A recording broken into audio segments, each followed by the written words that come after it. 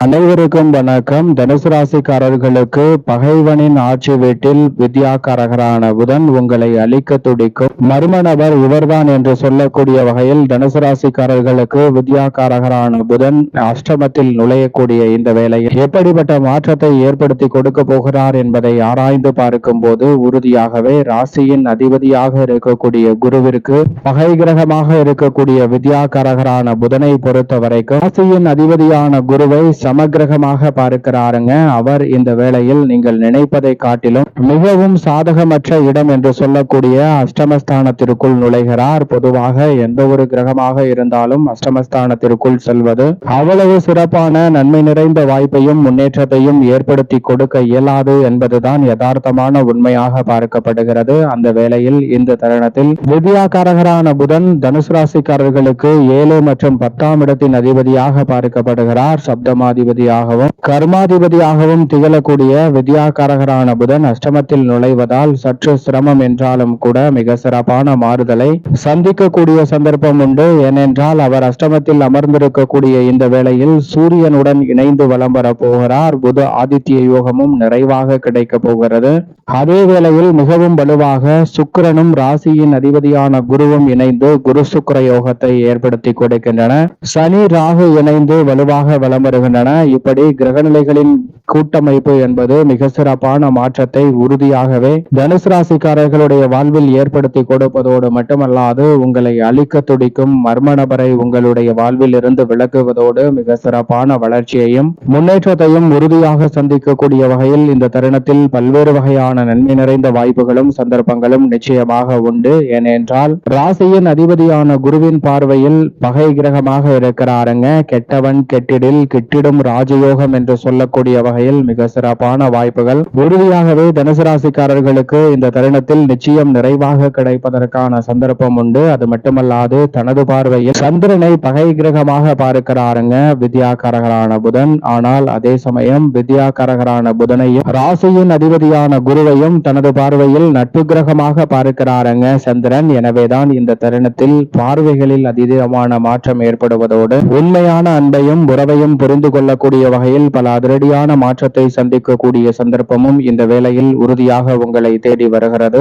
உதாரணமாக ஒரு நபர் இருக்கிறார். அந்த நபருக்கு நேர்மறையான எண்ணங்களுடன் அதிகமான சிந்தனை எதிர்மறையான எண்ணங்களாக தான் வருகிறது. அது நாளடைவில் அதிகமாகும் போது அவருக்கு அது பிரச்சனை என்று தெரிய வருகிறது. நாம் உதாரணமாக நாம் ஃபேனுக்கு அடியில உட்கார்ந்தோம் அப்படின்னா என்ன நினைப்போம்? காற்று நன்றாக வரும், சற்று வேகமாக ஃபேனை வைக்க வேண்டும் என்று நினைப்போம். ஆனால் அவர் என்ன நினைக்கிறார் என்றால் அந்த ஃபேன் தலையில் கலண்டு விழுந்துடுமோ என்ற எண்ணம் தோன்றுகிறது. அதே போன்று வெளியில் மரத்தடியில் அமர்ந்தால் இயற்கையான காற்றும் சுத்தமான காற்றும் கிடைக்கும் என்று நாம் நினைப்போம். அவர் அந்த மரத்தின் கிளை முறிந்து அவர் மீது விழுந்துடுமோ என்று எண்ணத்தை கொள்கிறாருங்க. இது போன்று எந்த ஒரு செயலை செய்தாலும் அதில் எதிர்மறையான எண்ணத்தோடு அவர் செயல்படுவதால் அவருடைய வாழ்வில் பெரிய அளவுல வெற்றி கிடைக்காமல் அனைத்திலுமே தாமதமாற்றம் சிக்கல் என்று உருவாக்கி கொள்கிறார். இந்த வேளையில் அதை சரி செய்ய வேண்டும் என்று ஒரு முனிவரை நோக்கி செல்கிறாருங்க. முனிவரை பார்த்து அவருடைய பிரச்சனையை எடுத்துரைக்கிறார். அப்போது அந்த முனிவர் இருக்கக்கூடிய இடத்தை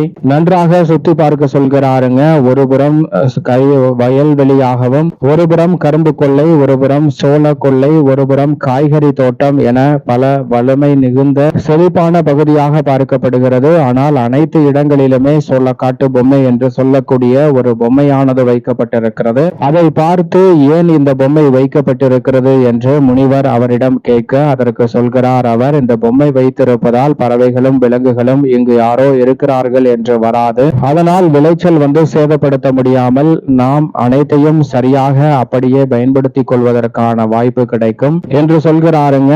அப்போது முனிவர் சொல்கிறார், நமக்கு தான் அந்த பொம்மை அசையாது நகராது உயிரில்லை என்பது தெரியுமே, அப்படி இருந்தும் அந்த விலங்குகள் ஏன் இங்கு வருவதில்லை, பறவைகள் ஏன் வருவதில்லை என்று கேட்க நமக்கு மட்டும்தான் தெரியும். ஏனென்றால் நமக்கு தான் பகுத்தறிவு என்ற ஒன்று இருக்கிறது. விலங்குகளுக்கோ பறவைகளுக்கோ அங்கு யாரோ இருக்கிறார்கள் என்ற எண்ணம் மட்டும்தான் தோன்றும். அதனால் அவை இங்கு வராது என்று சொன்னவுடன் நீ கேட்ட கேள்விக்கான பதில் அதிலேயே இருக்கிறது என்று சொல்கிறாருங்க அந்த முனிவர். அப்போது அவருக்கு அவருடைய தவறு சிறிதாக புரிய ஆரம்பிக்கிறது. அதற்கு பிறகு அந்த முனிவர் சொல்கிறார், இந்த அகில உலகமும் மொத்த பிரபஞ்சமுமே 2 பாகங்களாக பிரிக்கலாம். ஒன்று நன்மையும் நன்மையும் இன்னொன்று தீமையும் என்று சொல்கிறாருங்க. ஏனென்றால் எவ்வளவு நன்மை நிறைந்திருக்கிறதோ அவ்வளவு தீமை நிறைந்திருக்கும், என்றால் எவ்வளவு அழகாக இருக்கிறதோ அவ்வளவு ஆபத்தும் இருக்கும் என்று சொல்கிறாருங்க. அது மட்டுமல்லாது இந்த பிரபஞ்சத்தில் எந்த மொழியை எடுத்தாலும் எந்த ஒரு விஷயத்தை எடுத்தாலும் நேர்மறை எதிர்மறை என்ற ஒன்று இருக்கிறது. உதாரணமாக நன்மை என்ற ஒரு சொல்லை எடுத்தால் அதற்கு நேர் எதிராக தீமை என்ற ஒரு சொல் இருக்கிறது. நன்மை தீமை ஆகிய இரண்டு சொற்களுக்குமே 3 எழுத்துக்கள் தான். அதே போன்று மேடு என்ற ஒரு சொல்லை எடுத்தால் குழி என்ற ஒரு சொல் இருக்கிறது. இந்த 2 சொற்களுக்குமே 2 எழுத்து தான். அதே போன்று உயரம் என்ற ஒரு சொல்லை எடுத்தால் பள்ளம் என்ற ஒரு சொல் இருக்கிறது. இந்த 2 சொற்களுக்குமே 4 எழுத்து தான். இது தற்செயலாக அமைந்து விடவில்லை, அனைத்து மொழிகளிலுமே இது சரிசமமாக அமைக்கப்பட்டிருக்கிறது.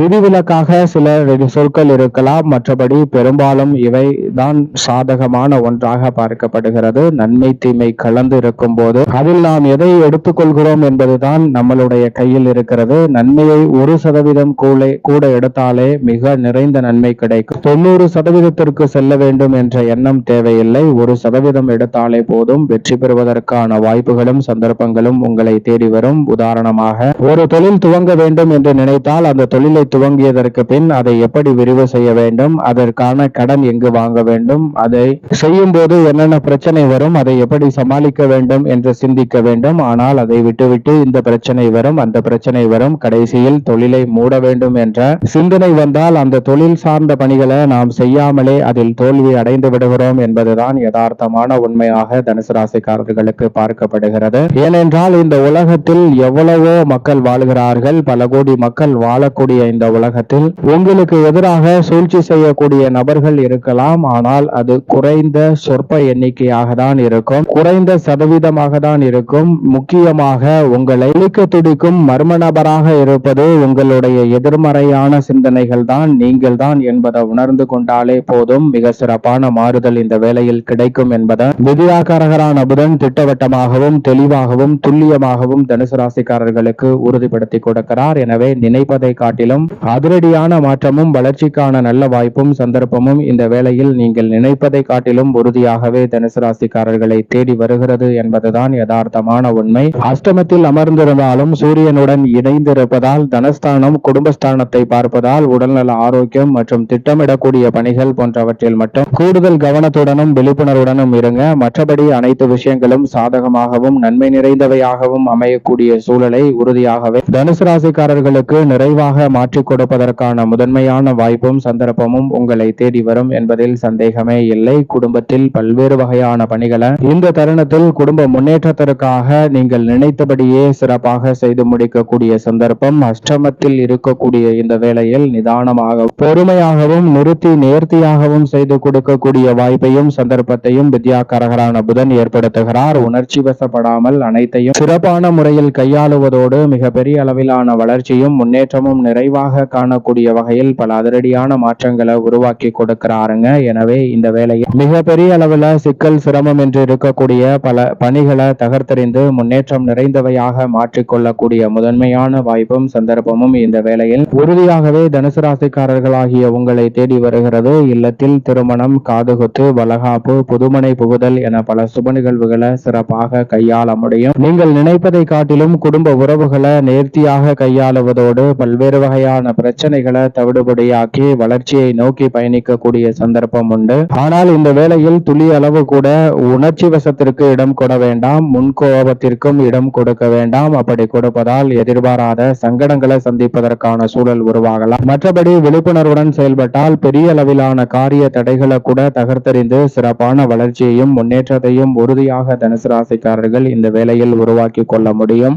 உத்தியோக ரீதியாக உங்களுடைய வேலையை பறித்து விட வேண்டும் என்று பலர் உங்களுக்கு எதிராக மர்ம நபர் சூழ்ச்சி செய்தாலும் அவர் யார் என்பதை கண்டு கொள்ளக்கூடிய வாய்ப்பையும் சந்தர்ப்பத்தையும் இந்த வேளையில் உங்களுக்கு தெள்ள தெளிவாக காமிக்க போகிறாருங்க. எனவே வேலை மற்றும் உத்தியோக ரீதியாக இருக்கக்கூடிய பல சிக்கல்களை இந்த தருணத்தில் சிறப்பாக எதிர்கொள்ளக்கூடிய முதன்மையான வாய்ப்பும் சந்தர்ப்பமும் நிச்சயமாக தனுசு ராசிக்காரர்களாகிய உங்களை தேடி வருகிறது. நீண்ட நாள் இருக்கக்கூடிய பல்வேறு வகையான பிரச்சனைக்கு நல்ல தீர்வு கிடைக்கும். தொழில் ரீதியாக உத்தியோக ரீதியாக சிறப்பான வாய்ப்புகள் இந்த தருணத்தில் அஷ்டமத்தில் புதன் இருந்தாலும் ஏற்படுத்தி கொடுக்க போகிறார். சற்று விரைவாக செய்ய வேண்டும் என்ற எண்ணத்தை தவிர்த்து விடுங்க. மற்றபடி அனைத்துமே நீங்கள் எதிர்பார்த்த எதிர்பார்க்கிறபடி சாதகமாக அமையும். அது மட்டுமல்லாது உங்கள் மீது உண்மையான அன்பு கொண்ட நபரை கண்டறியக்கூடிய சந்தர்ப்பம் உண்டு. போலியான அன்பை வெளிப்படுத்தக்கூடிய நபரை கண்டறிந்து அவரை உங்களுடைய வாழ்க்கையில் இருந்து விலக்கக்கூடிய சந்தர்ப்பமும் இந்த வேளையில் உறுதியாகவே உங்களை தேடி வருகிறது. தொழில்துறை வியாபாரத்துறையில் அடுத்தடுத்து பல